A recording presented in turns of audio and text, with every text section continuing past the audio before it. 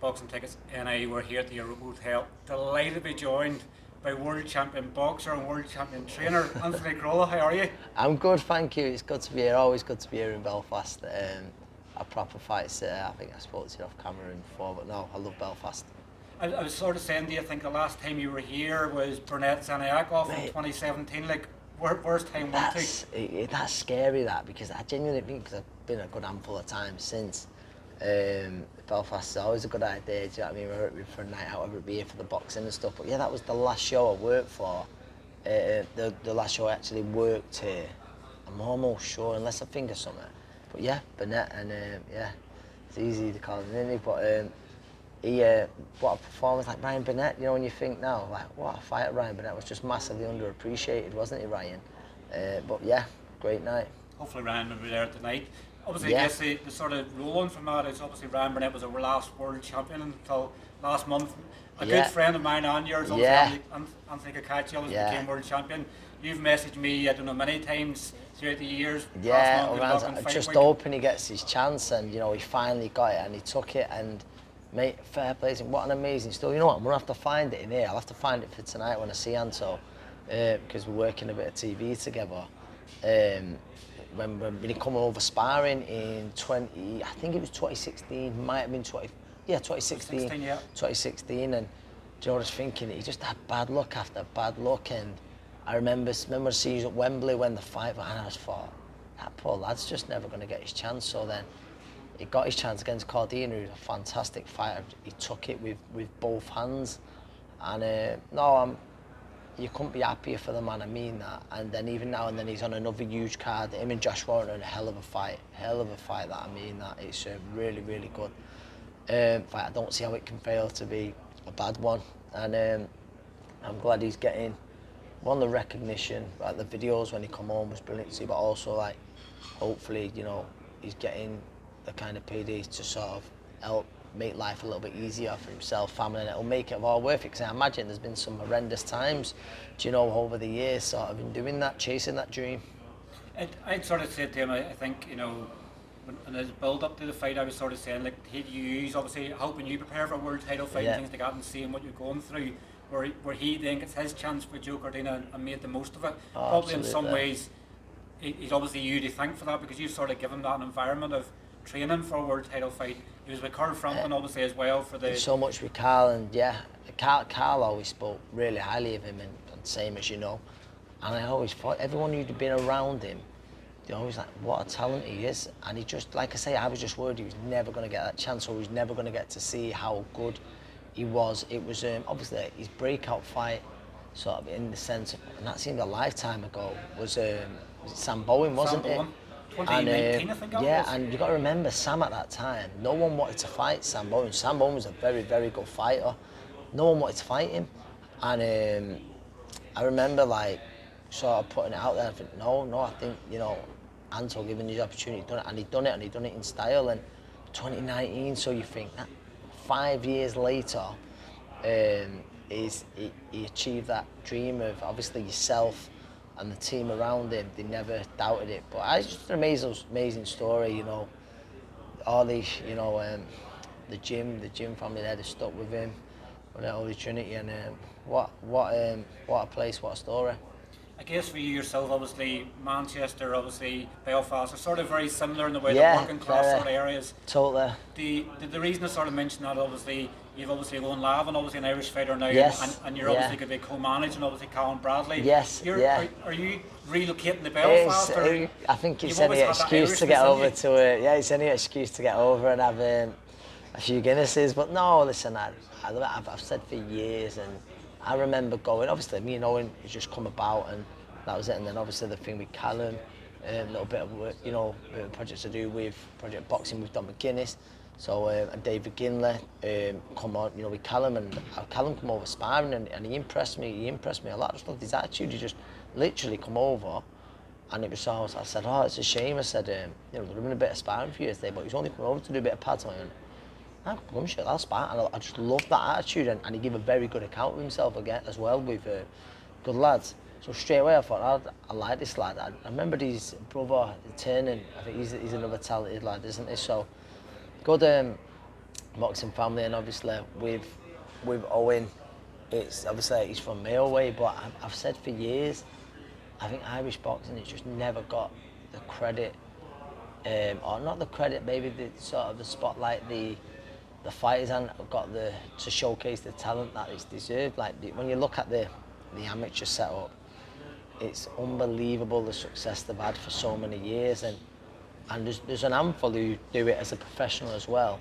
But I always just think, how's there not more shows here? I can't get my head around how there's not more shows. I mean, there's a few there wasn't shows supposed to be here for a few years, but now they're coming back, and I just think hopefully the opportunities are going to come for the fighters, and we see, you'll unearth a few of these gems, and that's what I think you'll see in the future going forward. I was just like it was on Sunday, a few Sundays ago, Rhiannon Dixon, the fighter train world champion, went over to Dublin for the day sparring Harrington, and that was an amazing experience for Rhiannon. And I was there, we was in the Docklands. Obviously, I think Kelly's a St Mary's girl, isn't she? But it was in the Docklands in the gym, and it was just buzzing like fighters in the gym on a Sunday, and I thought, I love this, I love it. So, yeah, it's always a good excuse to get over here, any part of Ireland. For some ways, obviously, I guess you being a former boxer, obviously now a trainer, and obviously into the management to some degree as well. Like, are you going to look maybe at more obviously Irish fighters? I guess when you're seeing a market there where big promoters aren't signing these guys early on. Like, if the opportunities are there, yeah, absolutely, and I think that the show's going all over Ireland. Like I said, Owen, he's from Mayo, and they really get behind him. It'd be great at some point for him to fight around there, but there's been some great talent. I remember years ago, and I was just thinking, how did not come here more often? We want a huge venue, but it was sold out. It was packed out. And I thought, so there is demand there. I remember Ray Moylett. Went over to watch Ray. It was in Castlebar, yeah. Packed out. They want a seat in the house. And I remember thinking there was a good lad on that as well. Was it Sheehan? I think he was called Roy Sheehan. Sheehan. Roy Sheehan, he was class. And I think you could see it. He was just half playing at it, but he was class. He won something like, what was it? Do you remember there was like a prize fighter tournament? Yes, it was it wasn't called prize fighter. Anyway, won that, and I think that he probably just didn't get the opportunities, did he? Do you know what I mean? Just didn't get the opportunities, and he might have been able to do something. And Ray, for years, I think when coming out of amateurs, it was just slow for him, wasn't it? But I just really think there's so much talent that doesn't get fulfilled because of opportunities over here in Ireland. Do you think opportunities maybe come now, obviously with Anto champion, obviously with Katie Taylor in the south, obviously already doing it for the women's code? Do you think now we make it more spotlight maybe on fighters? Obviously, we've seen like Lewis Crocker, obviously, with Matchroom, Paddy Donovan, even obviously a Paddy McCrory, obviously fighting Berlanga. Totally. Do you see a lot more opportunities come now? I guess the good thing with the zone in some ways is obviously they're doing a lot more shows, they're giving people coverage, people on the spot. Absolutely, and listen, when there's exactly that, they're putting them in the shop window. So over in the zone, I know, like you say, Matthew will come here. I know around Ireland, Callum Boxing, they're putting on shows. They've got a show tomorrow night in Liverpool with a few Irish fighters. I'm there actually working that. But there's all different promoters, different Irish lads. There's Jay Byrne, he has his shows done. He's got some talent. A young lad, Paul Loonam. I remember he come over actually. Lovely lad, Paul. Good, lovely talent, good talent as well. But there's so many. Listen, there's ones I'm missing out. There's more and more shows. My mate Jason Quigley, he's putting shows. So there seems to be just more and more sports. Jay's with Sheen Sports, yeah. So I just think hopefully now the promoters are probably seeing it and think, it does make sense to go Belfast. So tell me many better venues around the UK and Ireland. Tell me many better venues than that. Do you know what I mean? You couldn't. Do you know what I mean? I believe it's like a York Hall, isn't it? And then obviously the arena tonight. Great venue. I think there's a few great venues around here, and I think people will travel as well. You know, from the UK, because again, that side of things, it's like we'll go Belfast, we'll go Dublin, we'll go. You know, we'll make a weekend of it. So I think it sells. There's a demand for it. obviously with Carl Frampton, obviously in Riyadh, but obviously he's saying it was the Yeah. first time he's sort of missed boxing, obviously in Anto, but obviously becoming champion. Yeah. When you're seeing these big nights in What a Riyadh, reaction! What a do you miss reaction it? from Carl, by the way. That was brilliant. Comedy You gold, know, wasn't it? oh, it was brilliant, and it was, and that's what it's for. But you said there, when do I miss these nights as a boxer? And just listen, I feel guilty sometimes saying it. I don't miss them. Like, listen, the fight night, because I always say it, that feeling of walking out in front of a crowd, thousands of people singing your name. It's something you can, you still get goosebumps over, and you think, I wish I could do that one more time, wish I could do that. But as for like the coaching and as that fulfills things, and then I'm lucky enough to do quite a bit of media work, so I'm still around the buzz of it all. But I don't miss, listen, I stay half fit, you've got to, but not really train. Listen, do you know the only bit of training I do boxing wise? I do little bits of moving around with Rhiannon and Dixon. And I'm thankful they're only 2-minute rounds and not threes. So I don't miss it. I knew my time was done. My time was done, like, really, like,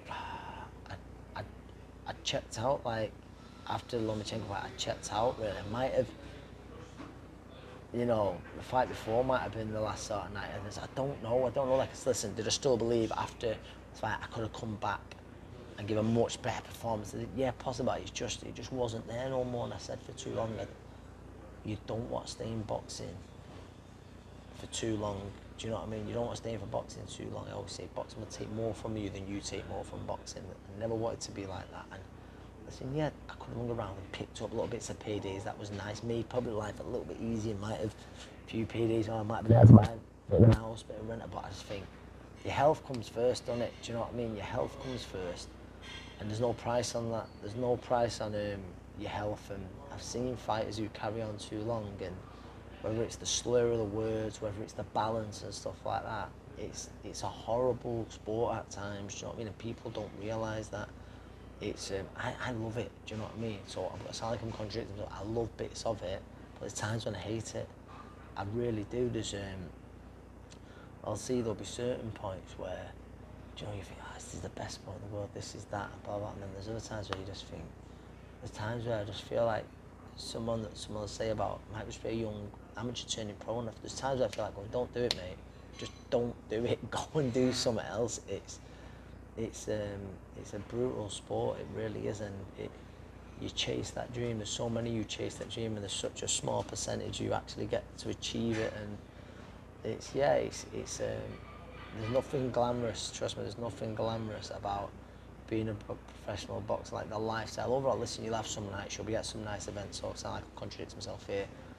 Like, I've met some unbelievable people, been on some unbelievable events, if that's what I take back, yeah, that'll be glamorous, but it comes with sacrifices, it comes with a lot of sacrifices. Do you have to find yourself now, I guess, obviously, who you are as a person, obviously, and what you've done? Obviously, you probably get inundated with people, obviously, maybe emails, obviously, online and things like that, looking to train them. Like, do you find it hard to say no to someone now, or do you have to, like, yeah, sort of... I do in a way, because I always, like, I'm trying to say, oh, I'm a nice guy, but you want to help people, but it's like, now I've got a busy gym, I've got 9 fighters, it is, I think. And listen, I'll stagger them. There'll be sometimes I'll train them in groups or whatever, but I couldn't just train 9 fighters at once. Listen, I'm lucky enough, I've got Ian, and maybe I come Dom will help out a little bit, but you can't manage 9 different fighters. Like, for instance, so I'm here with Owen, I've got a lad fighting next Saturday, but thankfully someone can look after him for a day or two. But you can't, just juggle like that. So it's so hard, like, as in, you certainly don't become a boxing coach to make great money, because I say it all the time and we joke about it, like a few of us. Some of the fighters, they're on ticket deals, might train them for 10 weeks. They sell the tickets, they put whatever in the pocket. They might come out with, sometimes less, just say they come out with 1,500 quid. So if you're trying to fight for 10 weeks and you get 150 quid at the end of it, yeah? So you're giving them whatever time, you're probably earning about £1.50 a session.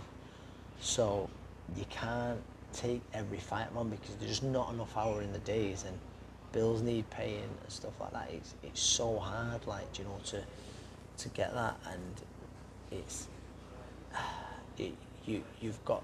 I'd love to enjoy everyone. I love like say, being around fighters, trying to help them and stuff like that. But yeah, it has something where you can't take every fight wrong because you commit. And I've got, like I say, I've got a big number now, so it'd have to be really, really something attractive or something to get excited about. Where I think, well, that prospect can go a long, long way for me to sort of do it now.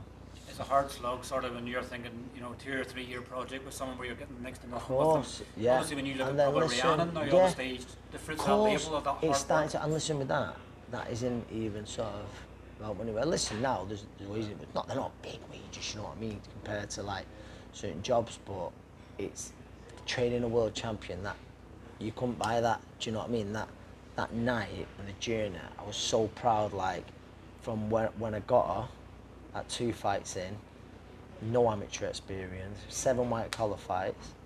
Although she was a rough diamond, so I can't say everything I didn't, but I think we changed a lot of things like that. For her to win a world title, that was like, wow. Do you know what I mean? That I couldn't buy that, but now hopefully there'll be some big fights. Great for her to make her life a little bit easier. Do you know what I mean? So great.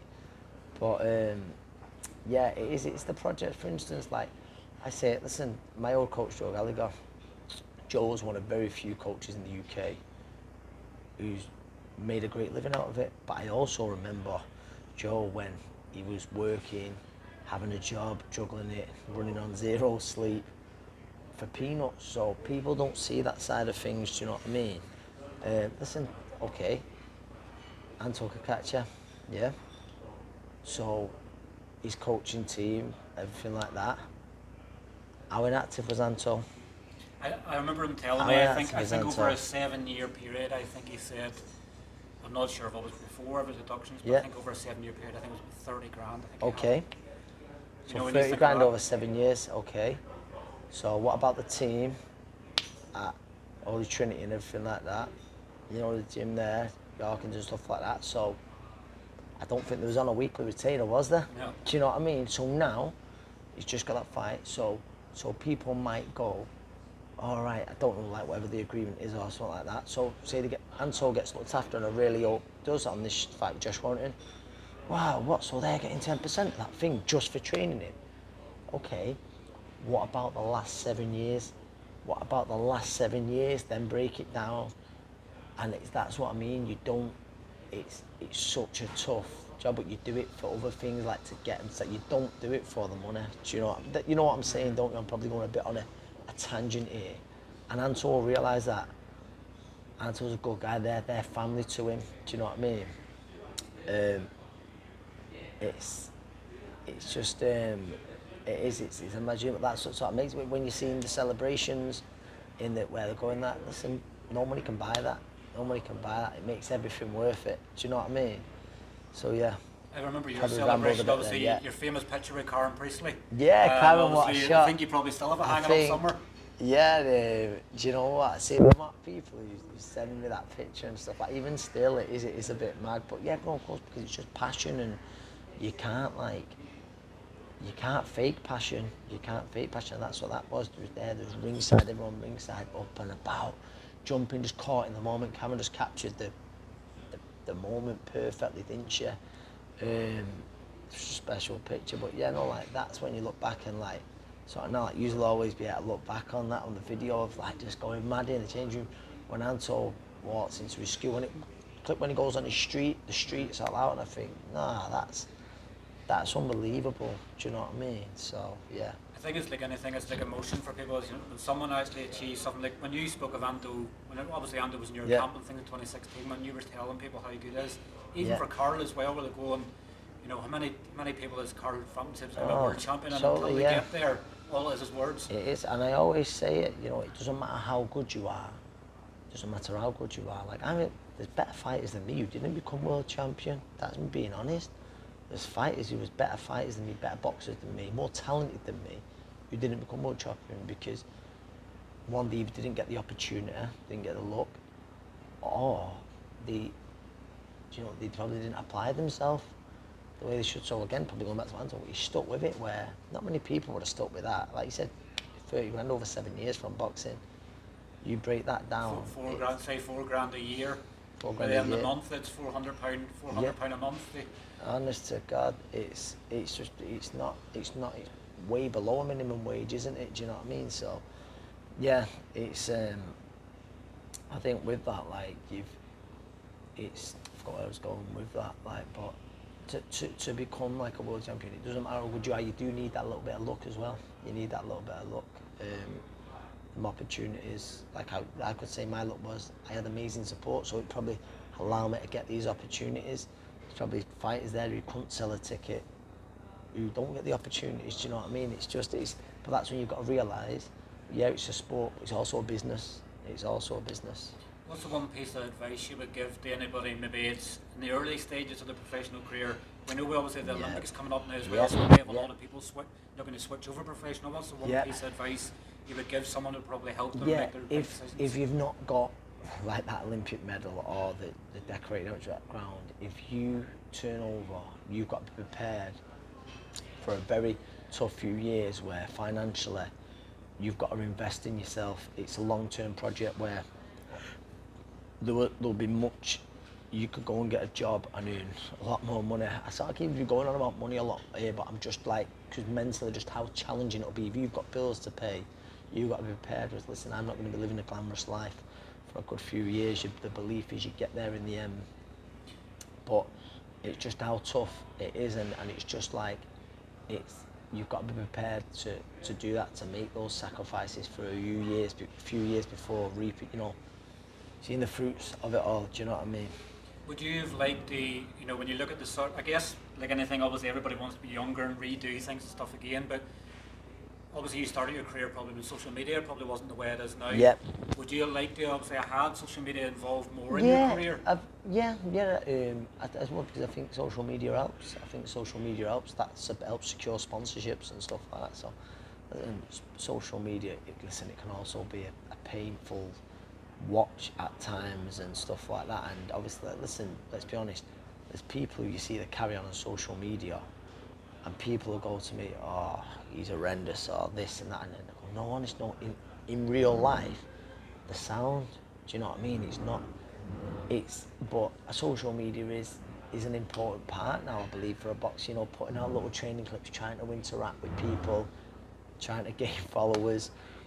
And then, because listen, you might get an handful of people of them going, oh, I'll come and watch him fight. They might buy a few tickets each, or there's an extra whatever amount of tickets. Do you know what I mean? So that's what helps. I think social media is an important thing. Because I've got a fighter now, Bobby Faulkner. I think he's super talented. I keep going, Bobby, we've got to get a little bit more active on social media. Everyone in the gyms knows how good he is, but he just can't. Again, he's there. He's selling tickets. He's just about covering himself and his opponent, taking home a few £100 sometimes, you know what I mean? That's the way the game works. But I'm just like, Bob, let's just try and push ourselves out there a little bit on social media as well. But he's one of them like, oh, and I can't be one of them talking at the camera and that, but you've probably got to move a little bit with the times now. It's like, I was speaking to, obviously, Dave earlier on, they was sort of saying, the old style, obviously, when you probably first started boxing, you were probably having to knock people's doors. Of course, I was going round dropping tickets off, and a bit Josh Warrington, like, I think me and Josh were something like that, or in the pub or whatever with the tickets or whatever, and that was it. And I was lucky, and geez, I think it makes me feel old now. Sometimes posters and going to like make shops, or the barber's going, oh mate, can I stick this in the shop or whatever, and that was it. It's the one part probably I guess would like to go back in time with, because a lot of fighters nowadays they'll put up a post, they say I'm fighting, send me a message for tickets. There's no sell to it. They just expect social media. A post now does that for them. So I guess people need to try and find that good balance. No, totally. You've got to put yourself out there. Like I was at amateur shows all the time. I was around boxing people, and even like, oh, you're here, you're watching, oh, you're supporting. Do you know what I mean? It weren't like a favour for a favour, but there's some people going, oh, you're watching this? Oh, do you know what? We'll go and watch it, boxing, and it meant a lot. So it was like I wasn't doing it for that reason, but then that's what happens when you're around. Do you know what I mean? You've got to put yourself out there like that. And then listen, for instance, I was a Manchester United fan.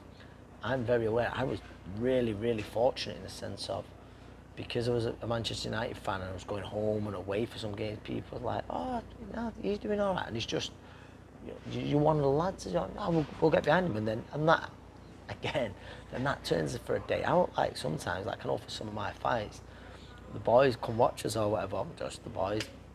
boys, girls, anyway. And it turned out, you know, a bit of a session, all they, but yeah, do you know what I mean? You ever got to watch? Some of them probably can't remember half the fights, but it was the day out and the atmosphere and everything like that. So I think you've got to put yourself out there. You can't just be like, put a clip out, you smashing pads and go like, yeah, get in touch with tickets, DM me for tickets. Do you know what I mean? Just put yourself out there a bit as well. I think probably, you know, in some ways, obviously, being the person that you are, there's no point being fake. Like, you know, to give an example, Ricky Hatton, obviously, done big tickets, you've done big tickets, Frampton, always stayed exactly who you are. And listen, you look at Ricky, and he says, you know, despite what he won, the amazing, you know, nights he had like that, his biggest achievement was his support, and that, without a shadow of a doubt. And I think that, and I say, listen, Ricky's was just a different level altogether. But when people come up to me and go, oh, was that fight? And I come watching and we used to do this, I genuinely mean it. Where I go, you know, that means more to me. You know, when you look back in time of, you know, having as proud as I was, and I still am, sorry, about having that world title, that goes a bit further. Do you know what I mean? Like, they come up, oh, we had a great night, you know, we used to all do that, or even, yeah, we used to, you know, we couldn't go, but we used to stay in at home, and for your family, we used to all watch it, and I think, nah, that means more. It's the memories, isn't it? Of course it is. The belt probably sits at home now gathering dust. Of course it does. It's not that it doesn't mean anything. No, it it's means, just listen, it means the world's most proud. But what makes me prouder is people, or they might say to my little lad in years, oh, we used to go and watch your dad, or do you know what I mean? And we used to go and support him, and it was great nights. That'll mean more to me than anything. Well, listen, thanks very much for your time. We know great chatting as always. For obviously his fight tonight, but yeah, great to finally get you on camera. No, it's good, man. And I'm sure we'll hopefully catch up with you soon. You will do. Cheers, man. Thank you. Good to see you.